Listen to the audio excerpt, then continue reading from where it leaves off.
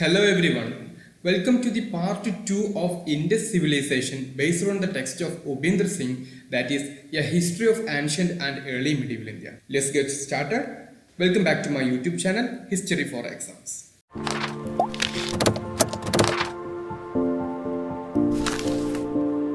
In this session, we will be discussing certain profiles of some Harappan cities, towns and villages. If you didn't watch the first session, please watch that and continue with this session. And let's start with a city called as Mohenjo-daro. You can see its location in this picture given. And in the year 1922, it was discovered by or excavated by R.D. Banerjee, and it is situated in Sindh region of Pakistan, and it is 5 kilometers away from the river Indus. We can see two important mounts in this region. One is the higher western mount, and the one is lower eastern mount. And the western mount, there consists the citadel or the raised platform having 12 meters above the plain. And in the north of citadel, we can see the most important structures such as Great Bath, Granary and College of Priests. You can see the map of this Mohenjo-daro city, in which the citadel, and the north of citadel you can see Great Bath, Granary and College of Priests. And coming to the eastern part, that is the lower town region, you can see three important areas was divided such as DK area, VS area and HR area. Coming to the citadel and important features of it, the Great Bath. You can see the picture of Great Bath, and it measures 14.5 into 7 meter with a maximum depth of 2.4 meter. And the construction of this Great Bath was using burned bricks and with the gypsum mortar. Also, we can see a thick layer of bitumen was also used. And this usage of bitumen layer is considered as one of the earliest waterproofing method in the world. And the floor of this Great Bath slopes towards southwest corner, and that opens to the drainage. And also we can see series of rooms along with the eastern edges of this building. And across the street from Great Bath, we can see remains of a large imposing building having the measure of 69 into 23.4 meters, and it consisted of several rooms and a 10 meter square courtyard and 3 verandas. And that's why this large imposing building is considered as College of Priests. And also we can see two staircases led either to the roof or an upper story. And because of its size and proximity to the Great Bath, it was tentatively identified as the house of the chief priest or several priests, and was labeled the College of Priests. Next is Great Granary, and it is situated on the western edge of the mount, and it is originally identified as Hammam or hot air bath region, and later as Granary.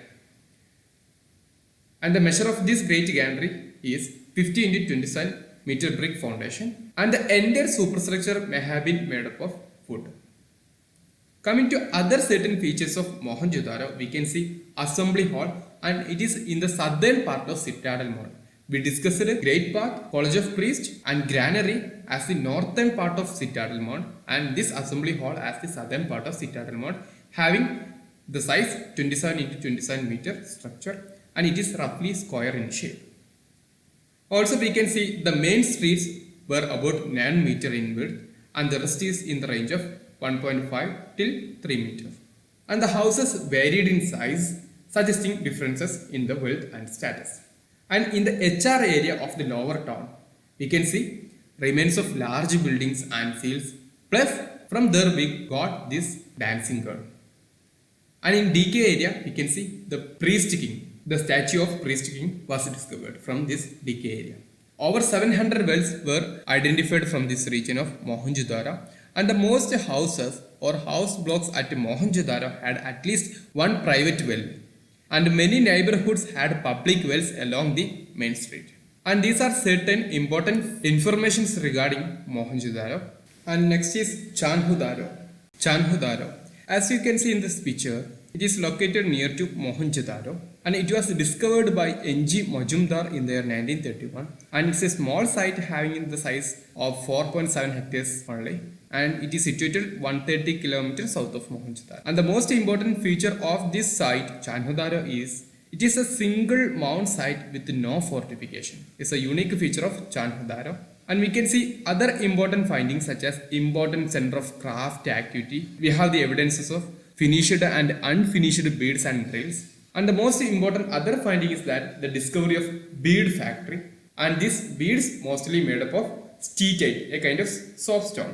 The important crafts of Chanhudara were seal making, shell working, and making of the stone weights. Next is Harappa. Harappa was discovered by Dr. Dayaram Sahini in their 1921, and it was the first site to be discovered.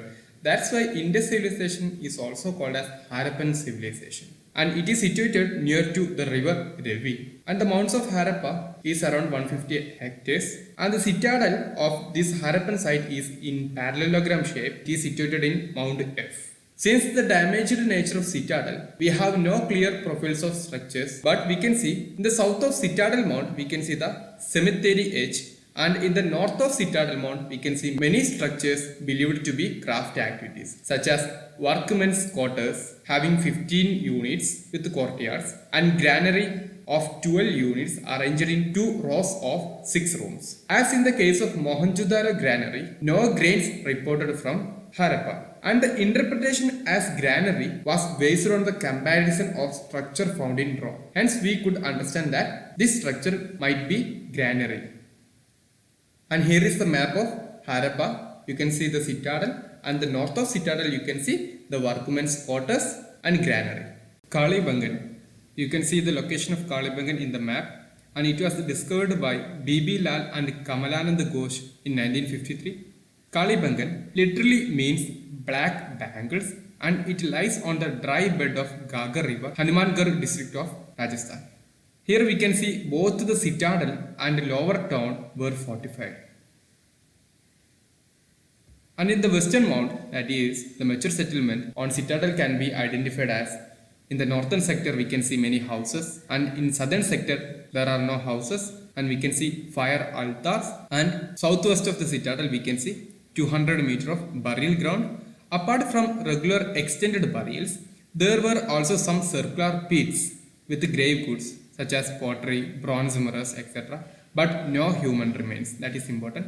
There we cannot see human remains in these burial grounds. In this picture, you can see the Kalibangan street and the house walls.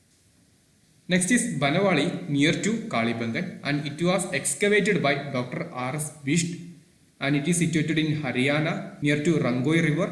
And here we can see the evidences of early, mature and late Harappan phases. And the late Harappan phase is identified as Bara culture. And the citadel in Banawali is in semi-elliptical in plan. And another feature of Banawali is that the baked bricks, the usage of baked bricks was only for wells, bathing pavements and drains. And in Banawali, we got S-shaped jar. And seals were found only in the lower town and not in the citadel complex. This is an unique feature of Banawali, that is, seals were found only in the lower town, not in the citadel complex. Also, we can see certain evidences such as a terracotta model of plough and fire altars also discovered from Banawali. Next is Raki Garhi. Raki Garhi belongs to Haryana's Hisar district, and in the earliest excavation, we could identify 5 mounds, but now it is 11 mounds having 350 hectares. The early discovery was done by Amarendra Nath in 1997, and in 2015 we can see the discovery under or further excavation under Dr. Shinde. Hence, we could understand that Raki Garhi having 11 mounds spanning over 350 hectares, thus becoming the largest Indus city. And in the citadel mount of Raki Garhi, we have the details such as it was surrounded by a mud brick fortification and had certain platforms, a brick well, fire altars, and some streets and drains of various sizes. Another most important discovery from this site of Raki Garhi is that a lapidary workshop with 3000 unfinished beads. Also, we can see a cemetery of 8 burials consisting mostly of brick-lined pits, and in one case there was a wooden coffin. That's all about Raki Garhi.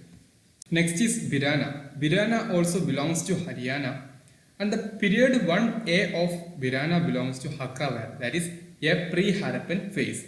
And period 2A belongs to early Harappan phase, and period 2B is the mature Harappan phase.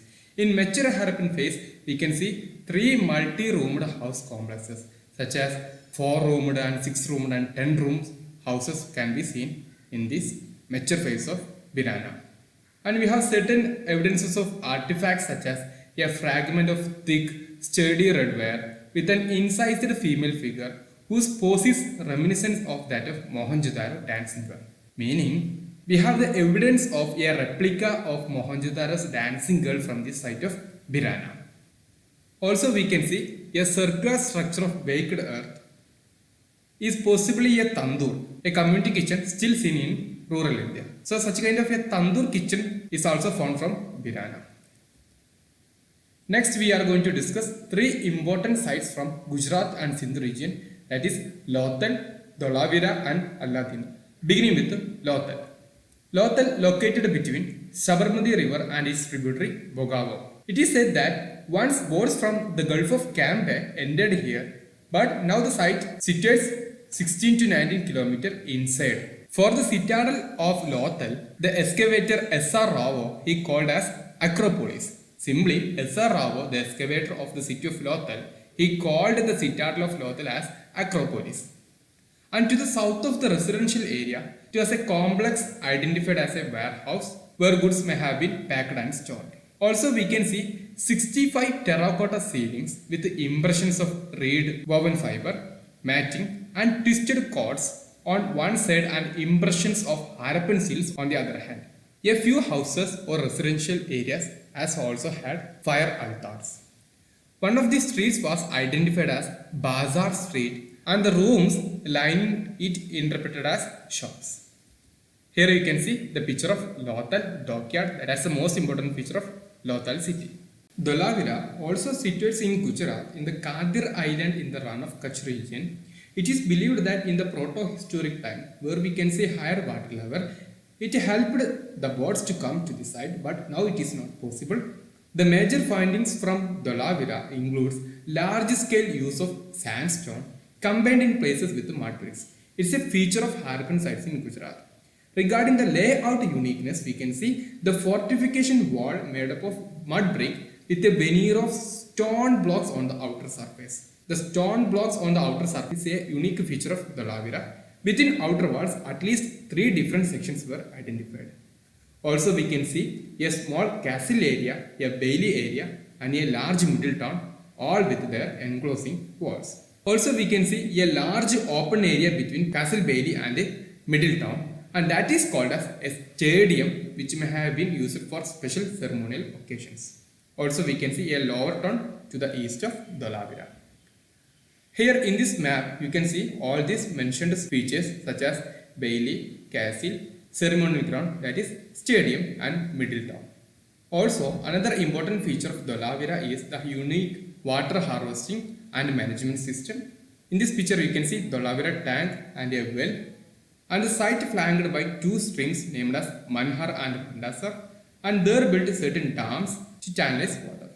Finally, the site of Alladino. The importance of Alladino is that it's an unfortified village settlement in the Karachi region. It's a small site having only 1.4 hectare size and it's an unfortified village settlement and about 40 kilometers east of Karachi. And here we can see the houses made up of mud brick, and the most important feature of Alladino is that the wells of Alladino were small in diameters, meaning their mouth ranged from 60 to 90 centimeters only. Regarding certain artifacts availed from this region, we can see large number of copper items, seals and terracotta objects. Also, we can see a small terracotta jar containing a profusion of gold, silver, bronze, agate and carnelian ornaments. The massive necklace consisting of 36 carnelian beads and bronze spacer beads are also available from this region, and a multi-strand of necklace of silver beads. So these are the certain features of Alladino. Being an unfortified village settlement, Alladino's richness can be identified from this massive necklace of 36 carnelian beads and silver beads.